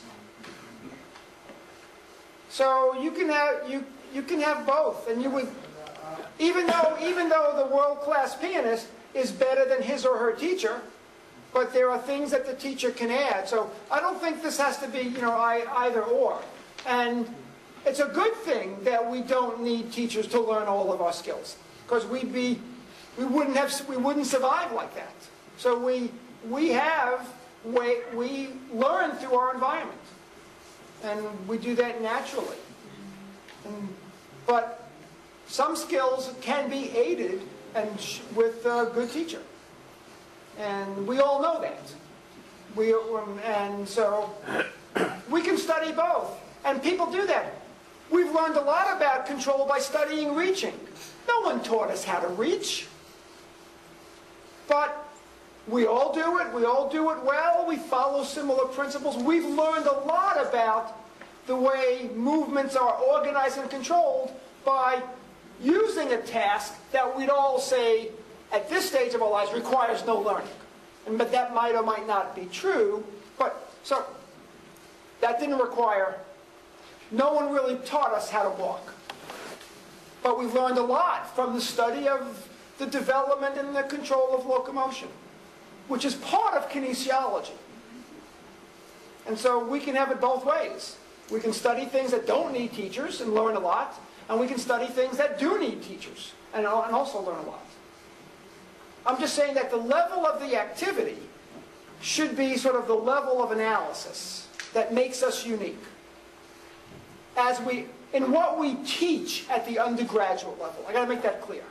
That's not to say we all should study at that level of analysis. That's different. But we should teach at that level of analysis to our undergrad students. And sometimes I don't make that case well enough, so it gets a little confusing. Yeah. Okay. Correct me if I don't understand. You are saying that if I had good classes during my school... Not good. They're all good, but the right ones. Okay? Yeah. Think about all the things you said. I can finish my undergraduates and teach them. I am correct? Am I correct or I understand? But you still need graduate school. Is that? No. Yeah. I can do this. No, that you would know what made kinesiology. And then And then when you got your PhD, I don't know if you don't have one yet, when you received your PhD and became a professor, you would have your specialty, but you'd be able to interface with the undergraduate curriculum in a very natural way. That's what I'm trying to say. Here. Yes. In the second part of your speech, you told about closed skills and open skills. You said, oh, we know a lot of things about closed skills, but about open skills, we don't know very much about it. Do you think this happens because researchers of our area is more preoccupied with health, or because open skills it's more difficult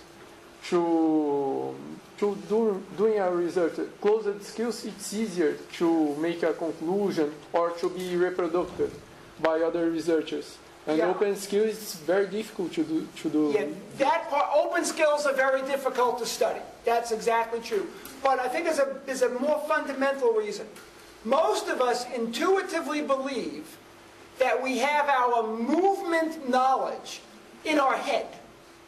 So we can study it without the environment. And that's why most of us, myself included, study closed skills. Because we have this belief that you just then can stick it into the environment and it's fine. So there are two things. One, it's harder to study open skills. You're completely correct. But it also is because most of us have believed or still believe that an open skill is just a closed skill with some prediction. So therefore, whatever you've learned about the closed skill immediately can transfer to what it is about an open skill. Anne Gentile says that's not true. Okay, and a lot of people would say, I mean, the ecological researchers would say that's not true. I'm not one of those, but I think they're right. And I think if they are right, then we need to sort of understand what goes on in the acquisition of open skills, because it would then really affect the way we teach them. So you're right, but there's an additional reason. By the way, before you end, I don't know how many... I'm not going to end, sorry. Okay. No red card yet. But I don't know which ones of you were undergrad students and which ones of you were graduate students, but I've never had such good questions in any of my talks from graduate students or undergraduate students ever before. So I just want to compliment all of those of you that have been asking good questions. Question? Excuse me. Oh, okay. Pelo menos o pessoal daqui vai entender melhor. Não sei se na tradução vai ser bem complicado. Mas, na verdade, assim, essa pergunta... Wait, tell me the joke. Okay, get that He's not sure about his question, and the idea is he's going to formulate in Portuguese, but at least people will understand the question, because otherwise... É que eu vou tentar trazer a linha da economia nessa questão. Porque hoje em dia a gente vê que essa crise, né? Fala economia, disciplina economia. Economia, um pouco, capitalismo, essa um pouco, né? Nós temos um desafio atual aí de conciliar o crescimento econômico e questões ambientais. Né? E é um desafio que, do meu ponto de vista, ele começou de uma certa forma quando a visão inicial da economia, ela tinha aquela ideia que os indivíduos, no mercado principalmente americano, né? Vocês tomando as decisões individuais que melhor fossem para cada um, né? Essa economia livre, ela ia progredindo, tinha aquela mão invisível, o conceito primitivo, que isso causaria o bem comum daquela sociedade. Tá ficando muito complicado. Tá, tudo bem. Vou diminuir um pouco isso. Não, só vou trazer agora uma coisa mais pontual. Ou seja, as pessoas vendiam, até hoje fazem isso, a gente compra e vende e não é precificado, está externo à negociação individual. Então se eu estiver vendo alguma coisa que vai poluir depois que você não usar, isso não está no preço. Esse conceito na economia chama externalidades. Externalidades ambientais, econômicas, é tudo que não está embutido no custo que está sendo comercializado. Esse é o conceito claro na economia que está sendo aí, né, em algum momento. Trazendo agora para a educação física, né, qual que é a analogia que eu quero fazer? Eu acredito que essa ideia do qual que é o tema central da educação física, ele não está claro, porque me parece que tem um equívoco de origem da educação física, que a gente fez esse processo em estudar muito o movimento do ser humano para o ser humano. Então a gente simplificou muito as relações que existem nesse movimento. Ele comentou várias vezes que a criação do ambiente, que propicia o movimento, né, não está na... Essa coisa é um pouco mais ampla. Mas me parece que, né, a gente deveria, em algum momento, estar ampliando a nossa educação física ou até mudando.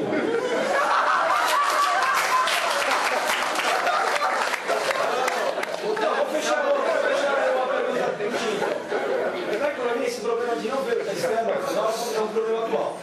Me parece que a educação física a gente fala, você faz trabalho, porque a atividade física é trabalho, e você vai ganhar saúde, vai ganhar um remédio, entre aspas. Não estaria na hora de a gente fazer a atividade, mostrar que você ganha o remédio, ganha o trabalho, e ver esse ambiente como um todo no movimento, não o lado humano, o lado do humano, e pensar nisso, ver essas relações energéticas, ver os ganhos de sinergia, sociais, coletivos, nesse movimento. A gente perde muito isso, a gente vê muita saúde do indivíduo, ganha pé de barriga, ganha, né, colesterol, etc. E não vê os vizinhos, não vê a parte ambiental, que faz parte, né? Não tem como separar. Mas a educação física fechou muito o olho nessa análise fisiológica, vamos dizer, ou da medicina, e perdeu um pouco essa...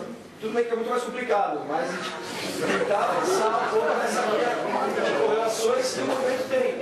A gente sabe disso, a gente usar uma máquina, um movimento do corpo, tem muito mais vantagens do que simplesmente a saúde, como foco, e me parece que é realmente um foco nosso de análise. Ou o alto rendimento, mas para nível de população, não existe uma outra proposta além de saúde. Ou você faz o movimento que você precisa para a saúde, ou então você precisa fazer. A gente não consegue justificar um contexto mais amplo. É uma pergunta não, mas ela é realmente chatinha. I have the answer. No. His idea was the following. He's doing analogy with the economics and the market relationships in the market.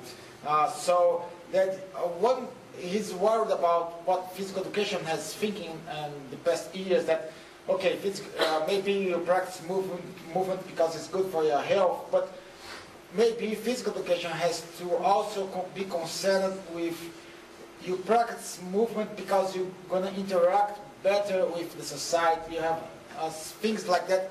In analogy with the free relationship in the free market, in the economics. I got it. Okay. So, yeah, individual.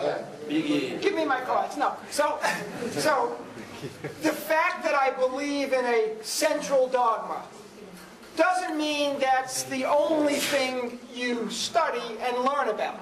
So biology students know evolution. They also know biochemistry.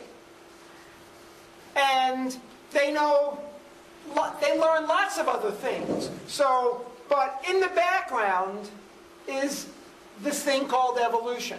So I'm not making the case that physical activity for its own sake is the only thing that a physical education or a kinesiology curriculum does. But it's there to help as a guiding principle. So sure, there are many applied things, many health-related things, the same way there are when people study economics, they also don't just study economic theory. Although the central dogma in economics, which has been overturned, by the way, is that people are rational decision makers. That's been the central dogma in economics, and that was the guiding principle behind all their courses. And now they've changed that a little bit. There's now behavioral economics that people do, in addition to their modeling. So, yes, the fact, if you believe that there should be this thing called a central dogma, it doesn't mean that excludes everything else.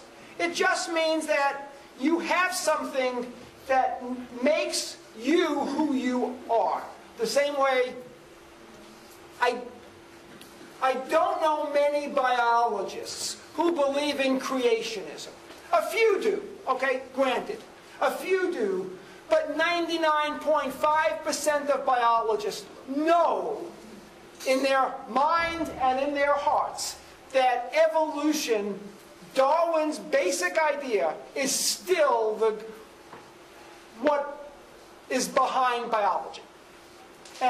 But that's not the only thing they do. That's not the only thing they teach. That's not the only thing they study. But it sort of is there. And I am suggesting that we need to find something maybe not as grand, which we're not ready for, as evolutionary theory, but the same way experimental psychologists, most of them have a central dogma, which is information processing. That's being challenged by another central dogma called ecological psychology or dynamical systems, whatever you want to call it. But they do lots of things in those two areas. But behind that is the mind is a computer with stuff in it. That's information processing. And the other side has a different way of viewing the world. But it doesn't narrow exactly what they do. And that's all I'm suggesting. I think you're correct, but I'm not saying we just have this one thing. But it's a sort of an overarching principle, which is that activity should be studied in its own right, not for any other reason. But these other reasons are important, and they will exist within our units. I'm not saying we want to give that up, but I want that it's just good in and of itself to understand physical activity. Howard, Soaking wet. we have quite a good number of professors here, and one way of teaching physical education, the undergrad curriculum for physical education is classically maybe has become more popular here in Brazil, is given for 4 years. First 2 years is just about basics and physiology, anatomy, histology, biochemistry, all things like that. That the students here at USP, they love that. All these classes. And then you have 2 years, the final 2 years of applied, more physical education. Could you comment on that? Do you see that is correct, incorrect, the future? Could you help us? Okay. I'm going to do what's called wavering, but it's...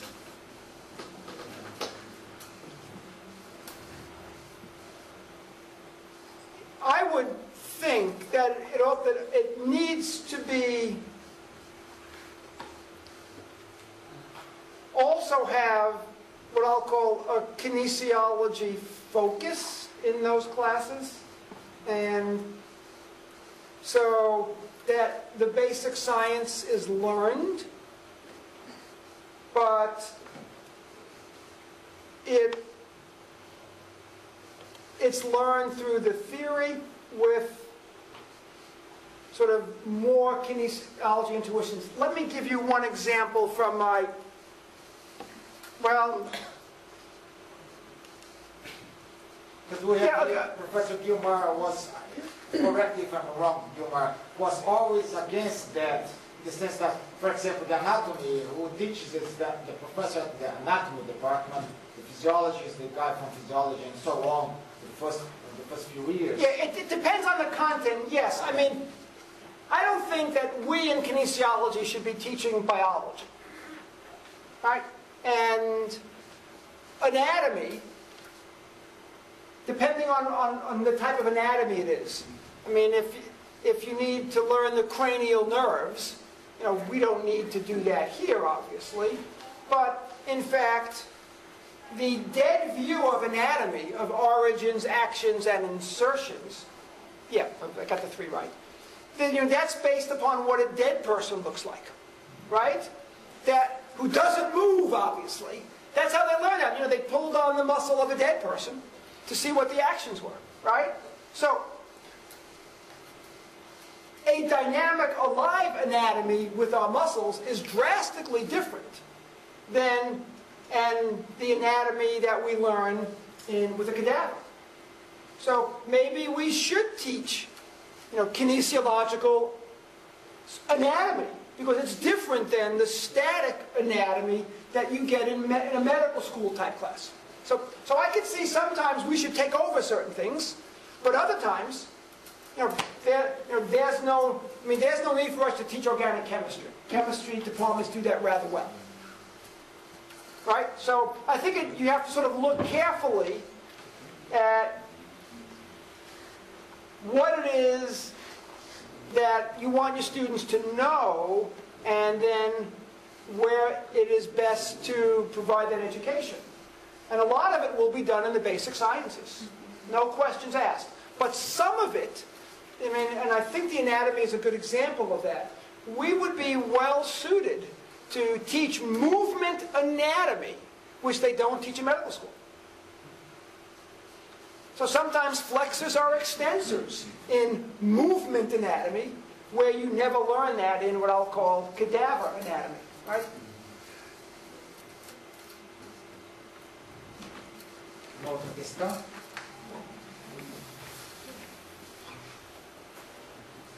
Just a minute, we are deciding what to do. No, it's fine. It's right? I think it's fine.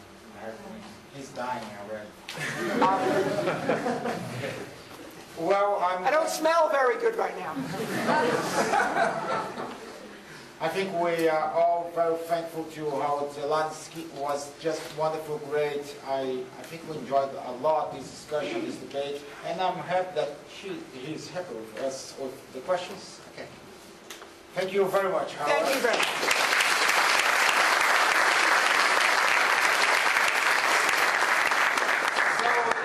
A fala dele vai estar no ar. Oh, wait, I have one question for the students. I'm going to the football game with a bunch of people tomorrow evening. I forgot about that. Someone told me that there are certain colors I shouldn't wear. White and black. Don't wear white and black? No, wear white. Oh, wear white or black. Okay. He's not looking for your help. Oh. He's a physical education professor. He's not concerned with your help. His intentions are bad. What is that? So, that's it. And quem quiser ir no jogo, São Paulo e Fluminense, todos os professores vão no jogo amanhã. Eu não vou por questões religiosas. Pessoal, é isso. A gente continua amanhã às 5 horas da tarde. Obrigado. Thank you very much.